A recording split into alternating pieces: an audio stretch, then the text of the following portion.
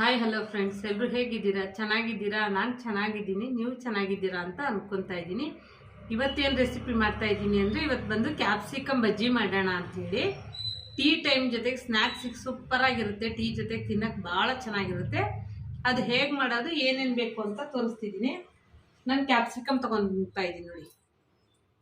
ಇದನ್ನ ಹೀಗೇನೂ ಹಾಕ್ಬೋದು, ಆದರೆ ಇಷ್ಟು ದೊಡ್ಡದು ಬೇಡ. ಇದನ್ನ ನಾನು ಪೀಸ್ ಮಾಡೋಕ್ಕೆ ತೋರಿಸ್ತೀನಿ. ಹಾಗೆ ಕ್ಯಾಪ್ಸಿಕಮ್ ತೊಗೊಂಡಿದ್ದೀನಿ ನೋಡಿ. ಅದ್ರ ಜೊತೆಗೆ ಸ್ಟಫಿಂಗ್ ಬೋಂಡಾ ಬಜ್ಜಿ ಮಾಡಾದ್ಮೇಲೆ ಅದ್ರೊಳಗೆ ಸ್ಟಫಿಂಗ್ ಮಾಡೋಕ್ಕೋಸ್ಕರ ಈರುಳ್ಳಿ, ಶೇಂಗಾ ಬೀಜ, ಕ್ಯಾರೆಟ್ ತುರಿ, ನಿಂಬೆಹಣ್ಣು, ಕೊತ್ತಂಬರಿ ಸೊಪ್ಪಲ್ಲಿದೆ, ಸೋಸ್ ತಗೊತೀನಿ. ಹಾಗಾಗಿ ಇಟ್ಟಿಲ್ಲ ಇನ್ನು, ಅದನ್ನು ತಗೊತೀನಿ. ಆಮೇಲೆ ಕಡಲೆ ಹಿಟ್ಟು 1 ಕಪ್ನಷ್ಟು ತಗೊಂಡಿದ್ದೀನಿ. ಕ್ರಿಸ್ಪಿ ಜಾಸ್ತಿ ಬರಲಿ ಅನ್ನೋದಕ್ಕೋಸ್ಕರ ಒಂದೂವರೆ ಸ್ಪೂನಷ್ಟು ಅಕ್ಕಿ ಹಿಟ್ಟು ತಗೊಂಡಿದ್ದೀನಿ. ಹಾಗೆ ಅಚ್ಚಕಾರದ ಪುಡಿ,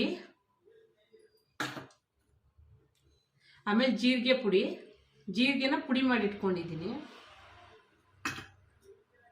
ಸೋಡಾ ಪುಡಿ, ಆಮೇಲೆ ಹಿಟ್ಟು ಕಲಸೋಬೇಕಾದ್ರೆ ಸ್ವಲ್ಪ ಅಜ್ವೈನ್ ಹಾಕ್ಕೊತೀನಿ, ಉಪ್ಪು ಹಾಕ್ಕೊತೀನಿ, ಕರಿಯೋದಕ್ಕೆ ಎಣ್ಣೆ.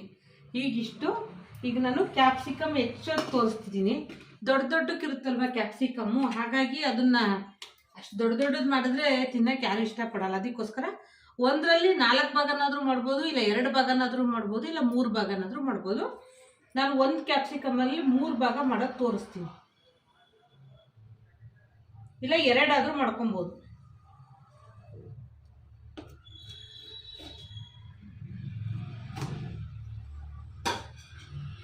ಈಗ 2 ಆದರೂ ಮಾಡ್ಕೊಬೋದು, ಇಲ್ಲ 4 ಮಾಡ್ಕೊಬೋದು ನೋಡಿ. ದೊಡ್ಡಕ್ಕಿದ್ರೆ ಅಂತೂ 4 ಮಾಡ್ಕೊಬೋದು ಆರಾಮಾಗಿ.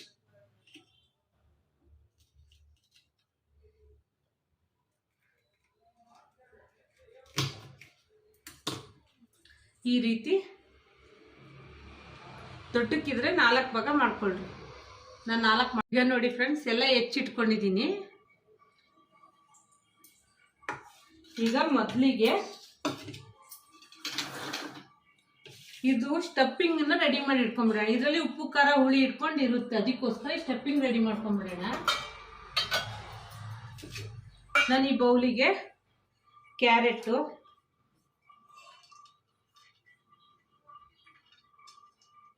ಈರುಳ್ಳಿ, ಕೊತ್ತಂಬರಿ ಸೊಪ್ಪು, ಆಮೇಲೆ ಹುರಿದಿರೋ ಶೇಂಗಾ ಬೀಜ, ಇದು ಸಿಪ್ಪೆ ತೆಗೆದು ಇಟ್ಕೊಂಡಿದ್ದೀನಿ.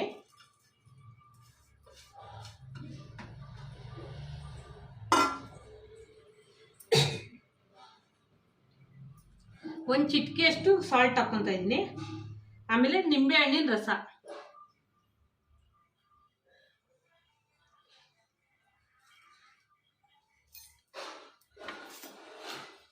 ಈಗ ಇವಿಷ್ಟನ್ನು ಚೆನ್ನಾಗಿ ಒಂದಕ್ಕೊಂದು ಮಿಕ್ಸ್ ಮಾಡಿಡೋಣ. ಯಾಕಂದ್ರೆ ನಾವು ಬಜ್ಜಿ ಮಾಡೋಷ್ಟೊತ್ತಿಗೆ ಇದು ಉಪ್ಪು ಖಾರ ಚೆನ್ನಾಗಿ ಹಿಡ್ಕೊಂಡು ಹುಳಿ ಚೆನ್ನಾಗಿರುತ್ತೆ. ಇದೊಂಥರ ಡಿಫ್ರೆಂಟ್ ಆಗಿರುತ್ತೆ ಸ್ಟಫಿಂಗ್, ಇದು ಒಳಗೆ ತುಂಬಕ್ಕೋಸ್ಕರ.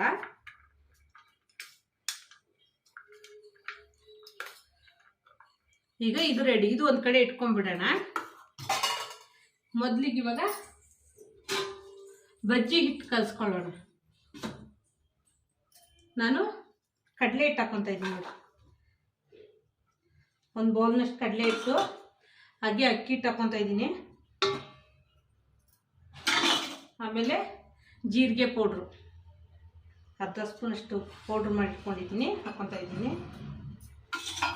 ಹಾಗೆ ಅಚ್ಚಕಾರದ ಪುಡಿ,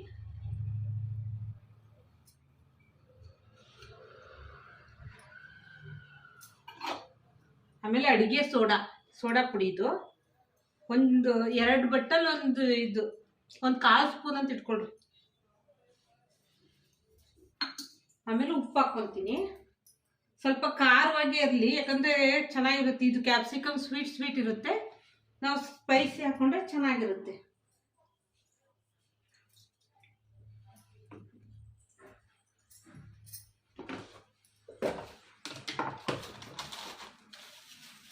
ಅಂದರೆ ಜೀರ್ಣ ಆಗೋಕ್ಕೋಸ್ಕರ ಅಜ್ವೈನ್ ಹಾಕ್ತಾ ಇದ್ದೀನಿ. ಅಜ್ವೈನ್ ಒಂದು ಸ್ವಲ್ಪ ಹಾಕ್ತಾ ಇದ್ದೀನಿ ನೋಡಿ, ಸ್ವಲ್ಪ ಕ್ರಷ್ ಮಾಡಿ ಹಾಕಿ.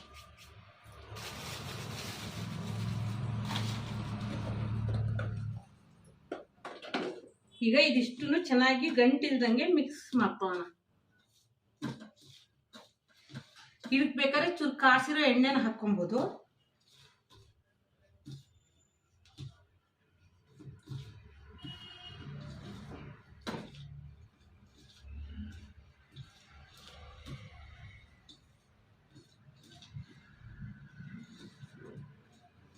ಈಗ ನೀರು ಹಾಕ್ಕೊಂಡು ಕಲ್ಸ್ಕೊಳ್ಳೋಣ.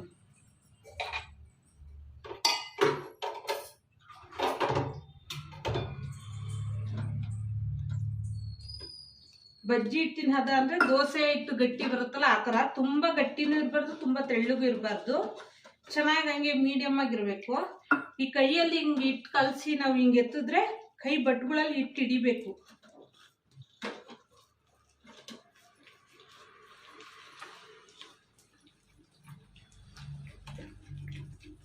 ಹಿಂಗೆ ಮಾಡ್ತಾ ಇರಬೇಕು, ಹಿಟ್ಟು ಚೆನ್ನಾಗಿ ಉದುಗುತ್ತೆ.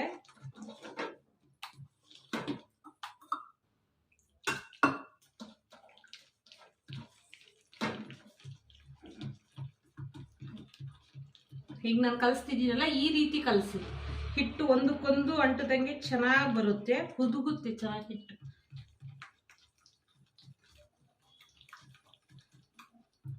ಈಗ ನೋಡಿ ಹೀಗೆ ಎತ್ತಿದ್ರೆ ಈಗ ಬಟ್ಟಲ್ಲಿ ಅಂಟಬೇಕು ಹಿಟ್ಟು, ಅವಾಗ ಬಜ್ಜಿಗೆ ಹಿಟ್ಟು ಅಂಟುತ್ತೆ. ಈಗ ಇದನ್ನ ಒಂದು 5 ನಿಮಿಷ ನೆನೆಯಕ್ಕೆ ಇಡ್ತೀನಿ. ಹಿಟ್ಟು ನೆನೆಯಕ್ಕೆ ಇಡ್ತೀನಿ. ಈಗ ಎಣ್ಣೆ ಹಾಕ್ತೀನಿ. ನಮಗೆ ಅದು ಎಷ್ಟು ಮುಳುಗಷ್ಟು ಬೇಕೋ ಅಷ್ಟು ಎಣ್ಣೆ ಹಾಕೋಣ.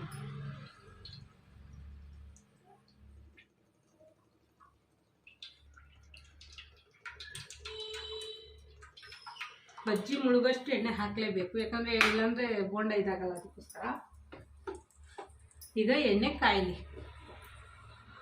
ಎಣ್ಣೆ ಕಾದಿದೆ ಫ್ರೆಂಡ್ಸ್. ಈಗ ಬಜ್ಜಿನ ಬಿಟ್ಕೊಳ್ಳೋಣ. ಹಿಟ್ಟು ನೋಡಿ ಚೆನ್ನಾಗಿ ಹುದುಗಿದೆ.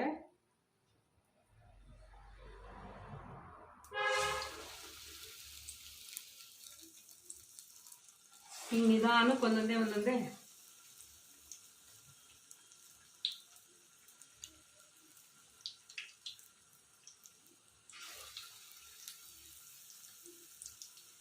ಈಗ ತೊಟ್ಟಿಟ್ಕೊಳ್ಳೋದು ಫಸ್ಟ್ ಟೈಮ್ ಮಾಡೋರಿಗೆ ಹೀಗೆ.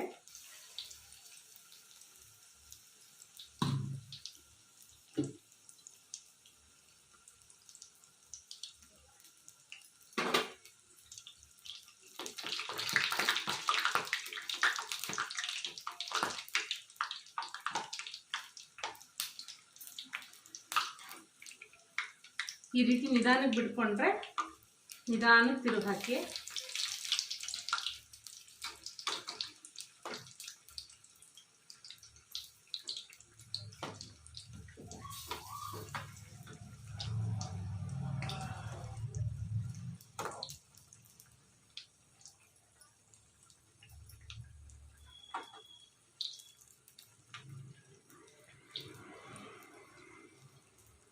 ಈ ರೀತಿ ಬೇಯ್ತಾ ಇದೆ ನೋಡಿ.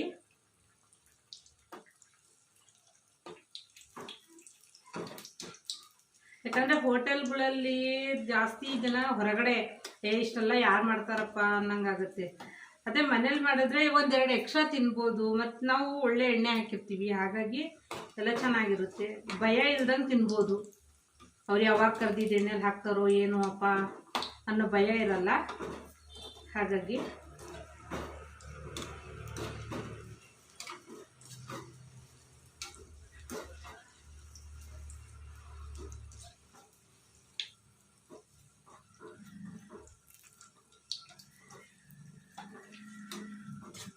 ನೋಡಿ ಈಗ ಆಗಿದೆ. ಇದನ್ನ ನಾನು ತೆಗಿತಾ ಇದ್ದೀನಿ.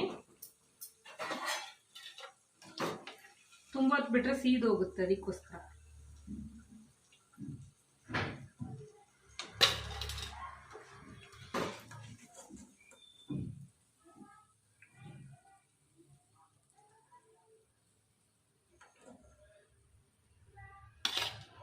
ನೋಡಿ ಈ ರೀತಿ ಬಂದಿದೆ. ನಾನು ಉಳುಕಿರೋದನ್ನು ಹಾಕ್ಕೊಂತೀನಿ ಸ್ವಲ್ಪ. ನೋಡಿ ಫ್ರೆಂಡ್ಸ್, ಅಷ್ಟು ಆಗಿದೆ. ಈಗ ಇದನ್ನ ಒಂದು 10 ನಿಮಿಷ ತಣ್ಣಗಾಗ್ಬಿಡ್ತೀನಿ, ಯಾಕಂದ್ರೆ ಬಿಸಿ ಒಳಗೆ ಸ್ಟಫಿಂಗ್ ಮಾಡೋಕ್ಕಾಗಲ್ಲ. ಚೂರು ತಣ್ಣಗಾಗಲಿ, ತಣ್ಣಗಾದ್ಮೇಲೆ ಸ್ಟಫಿಂಗ್ ಮಾಡೋಕ್ಕೆ ತೋರಿಸ್ತೀನಿ. ಈಗಂತೂ ಆಗಿದೆ ನೋಡಿ, ಹೆಂಗಿದೆ, ಸೂಪರ್ ಆಗಿದೆ ನೋಡಿ ಫ್ರೆಂಡ್ಸ್. ಇವಾಗ ಇದನ್ನ ಇದ್ರೊಳಗೆ ನಾನು ಸ್ಟಫಿಂಗ್ ಮಾಡೋಕ್ಕೆ ತೋರಿಸ್ತೀನಿ. ಹಿಂಗೆ ಒಳಗಡೆ ಕಟ್ ಮಾಡ್ಕೊಳ್ಳೋಣ. 2 ಭಾಗ ಮಾಡ್ಕೊಂಡ್ರೆ ಈ ರೀತಿ ಮಾಡ್ಕೊಳ್ರಿ. ತುಂಬಾನು ಇದು ಮಾಡ್ಕೊಳಕ್ ಹೋಗ್ಬಿಡ್ರಿ. ಈ ಸ್ಟಫಿಂಗ್ ನಾವು ಮಾಡಿ ಕಲಸಿಟ್ಕೊಂಡಿರ್ತೀವಲ್ಲ ಇದನ್ನ ಹೀಗೆ ತುಂಬ್ಕೊಳ್ಳೋದು. ತುಂಬಾ ಟೇಸ್ಟ್ ಆಗಿರುತ್ತೆ. ಈಗ ಇನ್ನೊಂದು ಮಾಡಿ ತೋರಿಸ್ತೀನಿ ನೋಡಿ.